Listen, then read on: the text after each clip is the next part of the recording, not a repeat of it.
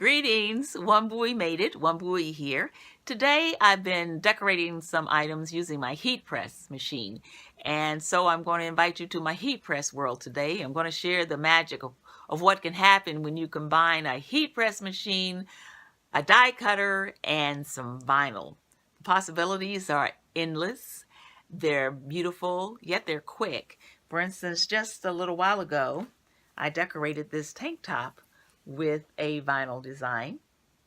This design was cut on my Cricut Explorer, but I have done the exact same thing using my Silhouette Cameo.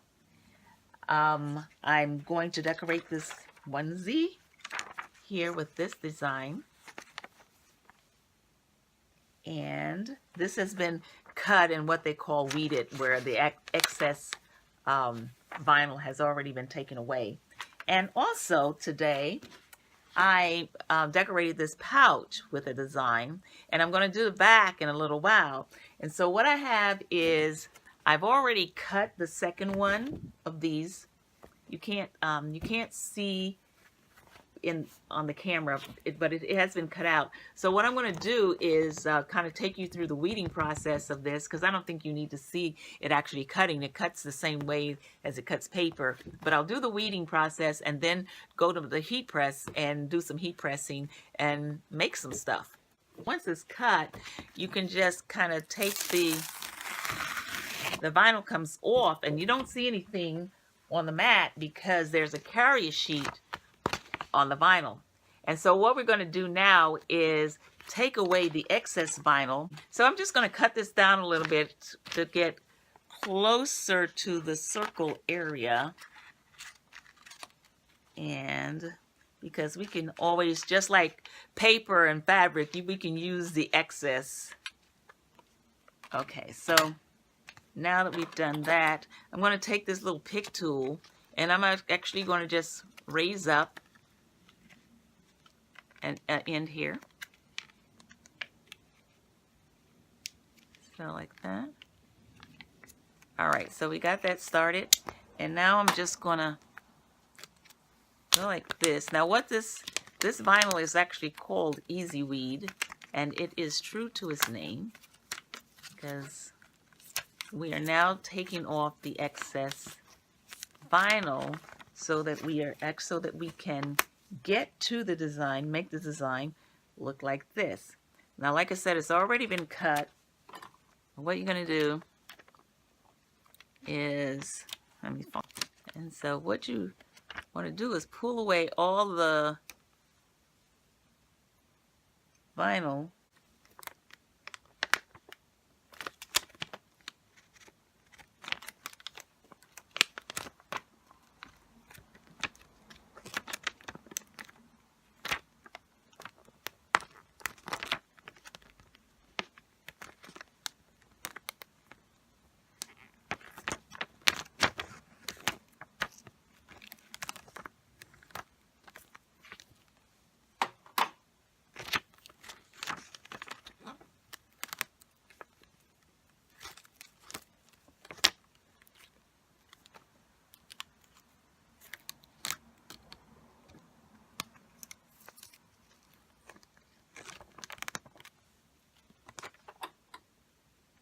I think we just about got it. And there's some right here. And there you have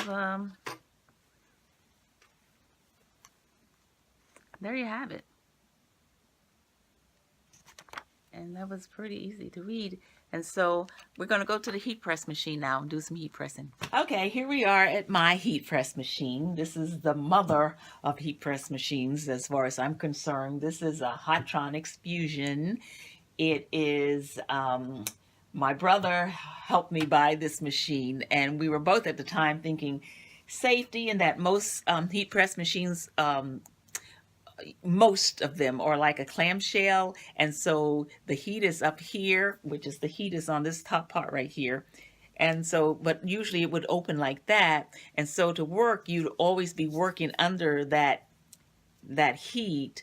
And so with this model, we have I can do my work here. I'm never under the heat. I can do my work here, and or this swings away and I'm working on the platform, but at no time am I ever under the heat. It is not portable. It is very heavy, and it's not something I can transport to events if I want to do custom transfers or custom work at an event. I can't take this with me. Where this stays. It's very solid. It's industrial strength. It's sturdy, and but it's very simple to use. So let's do some heat pressing. Let's make some stuff. All right, so we're going to do the back of this. The first thing I always do when I'm about to heat press something is, whether it's a t-shirt or whatever the fabric is, I take this little roller to get off any excess lint and dirt. Then what I'm going to do is press this, not only to make it smoother, to take the vinyl better, but also to get out any moisture that might be in the fabric. So I'm going to go ahead and set this for 4 seconds, because that's how long we're going to press it to get the moisture out. Pre-press. We'll do 4 seconds. And I'm leaving this on the edge like this because this little rope in here, if I were to try to press vinyl or transfer on here with this little thing standing up, it would not press well. So any bumps or any ridges have to be on the edge off the press, so that the press comes down, it has a totally flat surface. And the heat presses work on temperature and pressure. Are the two things that are very important. And depending on, again, if you're doing glitter or if you're doing plain, or what the manufacturer of the vinyl recommends, then that's what you would use. So we're going to do a 4-second pre-press right here.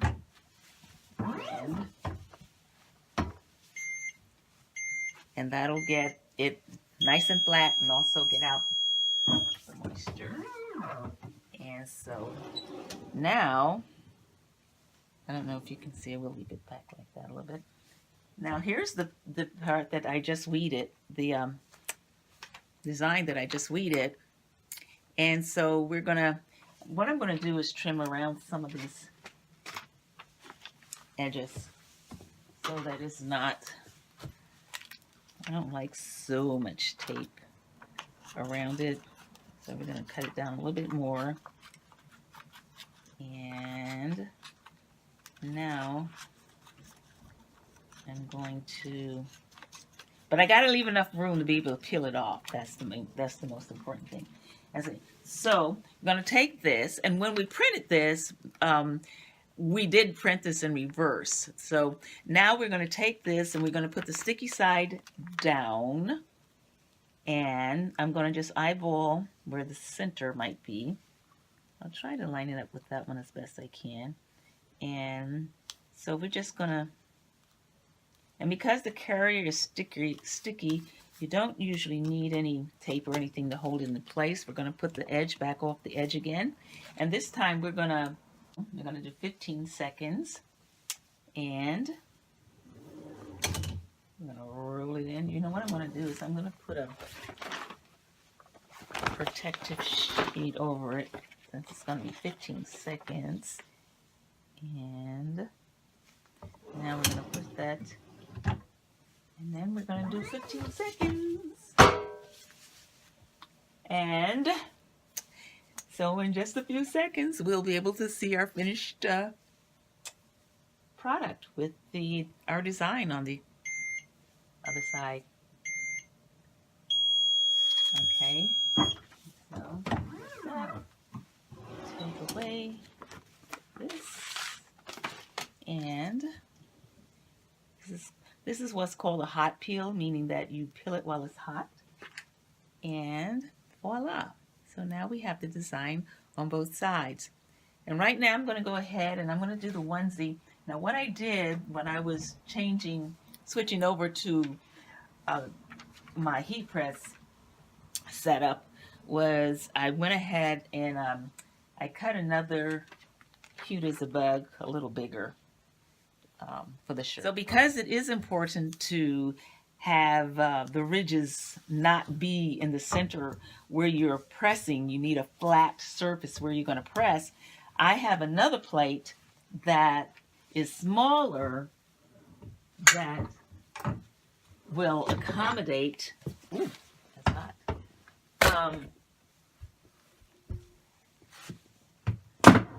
Okay, so we're going to put this plate here, and this one, see, is smaller, so it is possible to, so what we're going to do is we're just going to go ahead and thread this like so,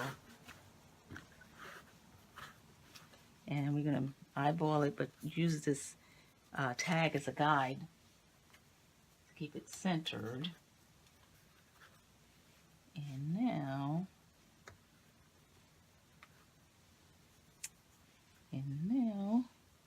just want it to be in the center.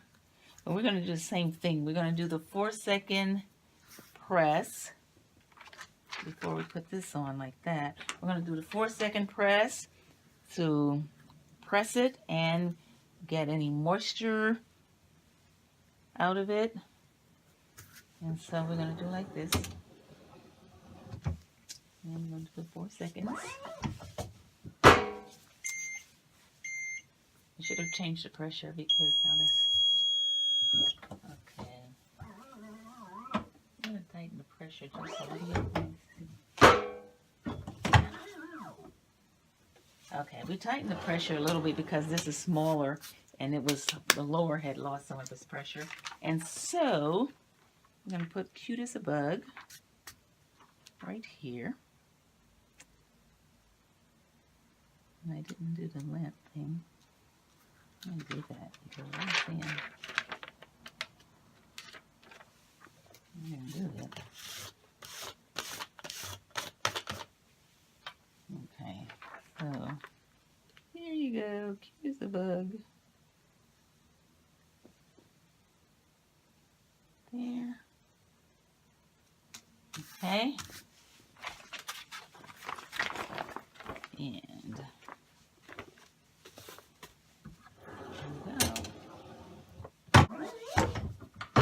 okay, now, so we're going to do the same 15 seconds, and then we'll have a brand new onesie.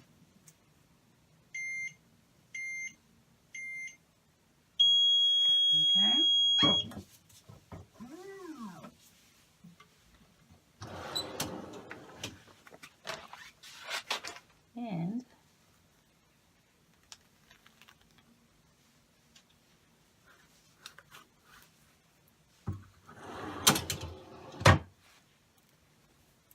And there you go, Cute as a Bug. That wraps it up for today. You're all just as cute as a bug. Until next time, peace.